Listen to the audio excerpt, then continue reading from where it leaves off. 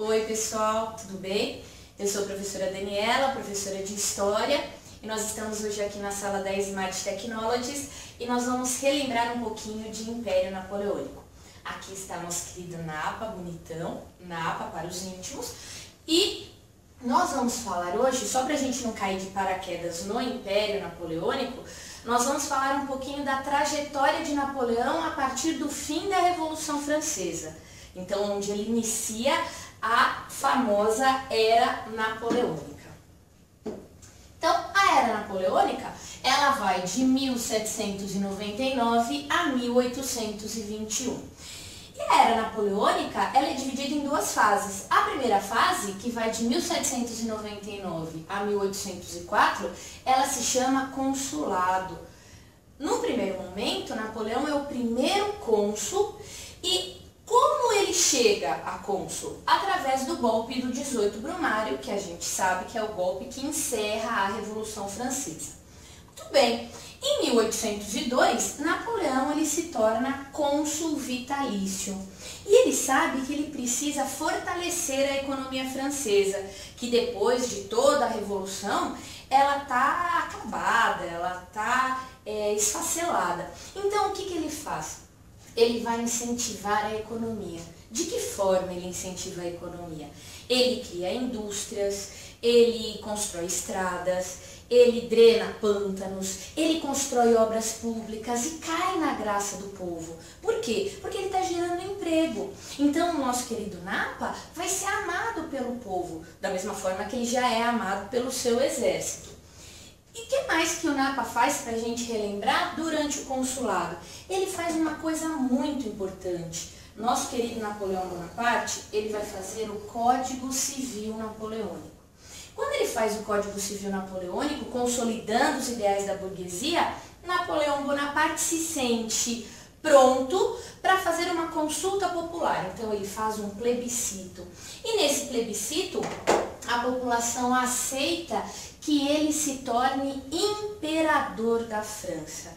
E aí, pessoal, a gente vê como Napoleão ele é o filho da Revolução. Por quê? Porque se ele tivesse nascido antes, sei lá, 100 anos, 200 anos antes, ele nunca seria imperador de nada, muito menos da França, que era extremamente absolutista e hierarquizada, não é verdade? E aí, nosso querido Napa vai inovar de novo. O que ele faz? Ele chama todas as casas europeias e chama o Papa também. Antes de Napoleão, quem coroava quem? O Papa coroava o rei, o imperador. O que é que nosso querido Napa vai fazer? Olha que loucura! Nosso querido Napa, presta atenção. Ele, na presença do Papa, boquiaberto, diga-se de passagem, ele se autocoroa. Você sabe o que isso significa? Significa dizer que ele não vai se submeter a nenhum Estado, nem à autoridade da igreja. Quem se ajoelha perante ele é a sua esposa, que é coroada por ele. Tudo bem? Então vamos lá. Nosso querido Napoleão, então, começa o Império. E o Império ele vai de 1804 a 1814. Bom, o que Napoleão vai fazer? Napoleão vai fazer uma centralização política. Napoleão ele vai começar a fazer o seu plano de extensão territorial. Então, Napoleão ele já tinha vencido várias coligações lideradas pela Inglaterra, pela Áustria, pela Prússia. E aí, Napoleão Bonaparte, ele vai conseguir uma vitória maravilhosa. Olha lá, a vitória na Batalha de Austerlitz. Nessa batalha, ele vence não um exército, mas ele vence dois exércitos. O exército russo com o exército austríaco. Na terra não tinha para ninguém. Nosso Napa era memorável, mas ele tinha um problema. Por mais que na terra ele fosse forte, nas batalhas terrestres ele fosse forte, nosso querido Napa tinha uma deficiência perto de um rival intransponível. Quem era esse rival intransponível? A nossa querida Inglaterra. E Napoleão Bonaparte, ele perde a Batalha de Trafalgar. A Batalha de Trafalgar, olha ela aqui, ó. Olha aqui. A Batalha de Trafalgar, ela é uma batalha marítima, onde Napoleão Bonaparte tenta invadir a Inglaterra. Porém, a Inglaterra, que tem uma marinha extremamente forte, consegue se proteger. O Napa, apesar dessa deficiência no mar, digamos assim, que ele não conseguia competir com a Inglaterra, ainda assim ele consegue grandes feitos. Então, olha, por exemplo, aqui nesse mapa e a gente consegue verificar que tudo que está laranjinha são possessões diretas de Napoleão. Tudo que está amarelinho são os países dependentes de Napoleão. Então veja que Napoleão Bonaparte, ó, todas essas explosões aqui rosas, elas são as vitórias de Napoleão. Então Napoleão na terra ele era temido pelos outros países, muito temido. Mas ele quer vencer a Inglaterra. De que forma então ele vai vencer a Inglaterra? Se ele não consegue pela força, ele vai vencer a Inglaterra, ou ele pensa que vai vencer a Inglaterra, aonde ela é mais forte. Aonde a Inglaterra é mais forte? Na economia. Então, o que o Napa faz? O Napa faz o chamado bloqueio continental. Dá uma olhada aqui, ó, essa linha, ó, o bloqueio continental. Ele diz o seguinte: países da Europa continental, vocês estão proibidos de fazer comércio com a Inglaterra. Caso contrário, eu vou invadi-los. E esse é um plano que aparentemente tem tudo para dar certo, porque na Terra não tinha para ninguém. Na Terra, Napoleão Bonaparte era o bambambam nas batalhas terrestres. Bom, só que tinha um problema, essa ideia maravilhosa do Napoleão. Qual era o problema? O problema é que por mais que o Napa tivesse feito a França crescer, a França ficar forte, a França, ela não conseguia competir, por exemplo, com a Inglaterra, que já tinha passado pela Revolução Industrial, que já tinha manufaturas têxteis, que já tinha, há muito antes da Revolução, que já tinha produtos industriais, que já tinha mercado para os seus tecidos. E aí o nosso querido Napa, ele não se dá conta que o próprio plano dele de bloqueio continental, ele é furado. É furado por quê? Porque os países que ficam obrigados a não fazer comércio mais com a Inglaterra, voltam-se para fazer comércio entre eles ou com a França, só que a França não tem esse poder comercial que Napoleão imaginava que eles tinham. Então, o que acontece? Os países começam a furar o bloqueio continental. Qual é o primeiro país que vai furar? E Napa vai fazer o que ele prometeu. O que é que ele prometeu? Invadir. Ah, olha lá, quem é que vai furar? A Espanha.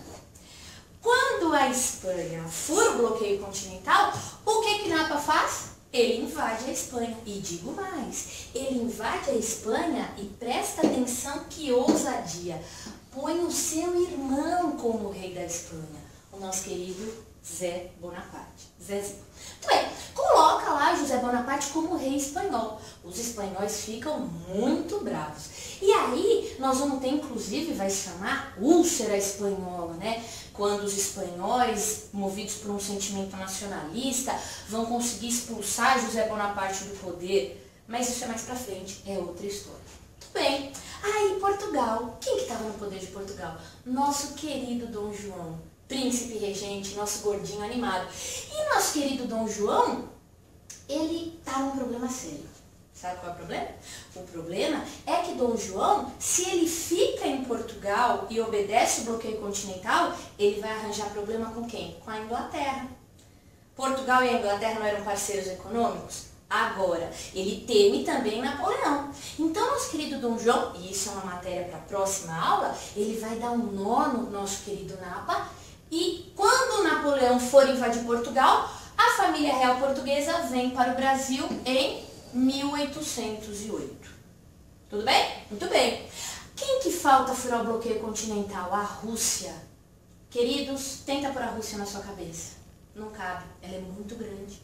E aí o Napa não se deu conta disso. Achou que a Rússia era do tamanho do quê? Da Espanha. A Rússia produzia muito trigo. E esse trigo que a Rússia produzia, a França não conseguia absorver. O que a Rússia vai fazer? Vai lá e vai furar o bloqueio continental. que o nosso Napa vai fazer? Cheio de moral, do alto do seu... Ele era baixinho. O que ele vai fazer? Ele vai, pega um grande exército com mais de 600 mil soldados e, ó, invade a Rússia. E chega até Moscou. Só que ele não contava com dois problemas. E isso é o problema de quem tem um ego muito grande. Não conta com os problemas mais simples. Por exemplo, o inverno rigoroso. Napa e o seu grande exército não foram preparados para o inverno russo. Sem contar que os russos tiveram uma tática que também foi usada na Segunda Guerra Mundial, que é outra matéria. A tática de terra arrasada. O que eles faziam? Eles destruíam as vilas, envenenavam a água dos poços, tocavam terror nas vilas. Quando o exército chegava com frio, com fome, cansado, não tinha onde ele dormir, descansar, comer, se reabastecer. Só que aí está o problema do Napa. Ao invés dele retornar, ele continuou caminhando. Bom, soma-se o inverno com a tática de terra arrasada e a gente tem ainda para piorar uma doença que vai meio que dizimar o exército do nosso querido Napa, que é o tifo. Pronto, ferrou. Napoleão Bonaparte volta para a França e volta agora sem o prestígio, sem a moral que ele tinha antes. Porque é bem diferente você voltar, perdi soldados, mas tive uma vitória. Agora não. Ele perdeu, sabe quanto ele perdeu do seu exército? Cerca de 90% do grande exército de Napoleão morreu na campanha da Rússia. E ele volta arrasado, ele volta desenchabido, coitado. E por mais que o exército o amasse, o acompanhasse, ele não vai aguentar a sexta coligação contra a França, ele vai perder e ele vai abdicar. E aí nós temos aqui a campanha da Rússia.